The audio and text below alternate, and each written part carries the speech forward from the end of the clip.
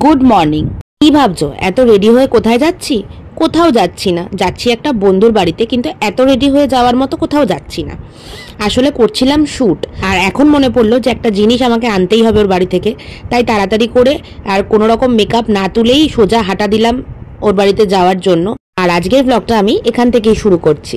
সকাল থেকে শ্যুট করার পরে জাস্ট খাওয়া দাওয়া করে একটু রেস্ট নিয়ে বেরিয়ে গেছি। মেকআপ তোলার আর ইচ্ছা করছিল না, আর বাইরে এত গরম, বেরোতে বেরোতে বেজে গেছিল প্রায় 5টা। আর মেকআপ তুলবো ওখানে গিয়ে। সকাল থেকে অনেক কাজ থাকার কারণে আমি ব্লগটা শ্যুট করতে পারিনি। আসলে ওই চ্যানেলের জন্য শ্যুট করতে গিয়ে আমার এই চ্যানেলের জন্য শ্যুট করা হয় না, এখনো পর্যন্ত সেই লেভেলে অভ্যস্ত আমি হয়ে উঠতে পারিনি।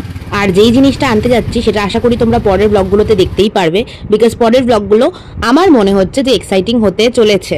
তার জন্য তোমাদেরকে আগামী দিনের সবকটা ব্লগ দেখতে হবে, থাকবে নতুন নতুন এক্সপিরিয়েন্স। চলে এসেছি এখন ওদের বাড়িতে, আর এসে আমার মেকআপ তোলা কমপ্লিট। এখন একটু রেস্ট নেব, একটু বসে তারপর আবার একটু বেরোবো। এখন বেরিয়েছি দুজনে মিলে একটু দরকারে, ওদের দোকানে যাব, একটু গিয়ে কিছুক্ষণ বসবো, তারপরে চলে আসবো আবার ঘরে। তারপর আমি আবার যাব বাড়িতে। কোথাও গেলে না এর থেকে বেশি আর দেখানো সম্ভব হয় না, তো এখানে দুজনে মিলে হাঁটতে হাঁটতে গল্প করতে করতে যাচ্ছিলাম।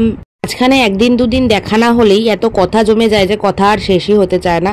তাই এই হাবি জাবি এক গাদা কথা নিয়েই দুজনে মিলে হাঁটতে হাঁটতে যাচ্ছি। একটু হয়ে গেছে দোকানের কাজ, এবার একটু ফিরছি ওদের বাড়ির দিকে। ওখানে গিয়ে খাওয়া দাওয়া করব, খাওয়া দাওয়া করে আমার যেটা নেওয়ার সেটা নিয়ে সোজা যাব বাড়ির দিকে। খাওয়া দাওয়া কমপ্লিট করে যেটা নিতে এসেছিলাম সেটা নিয়ে এবার যাচ্ছি বাড়ির দিকে। তো আজকের ব্লগে এইটুকুই দেখালাম, আবার দেখা হচ্ছে আগামীকালের ব্লগে। তাহলে আজকের মতো টাটা।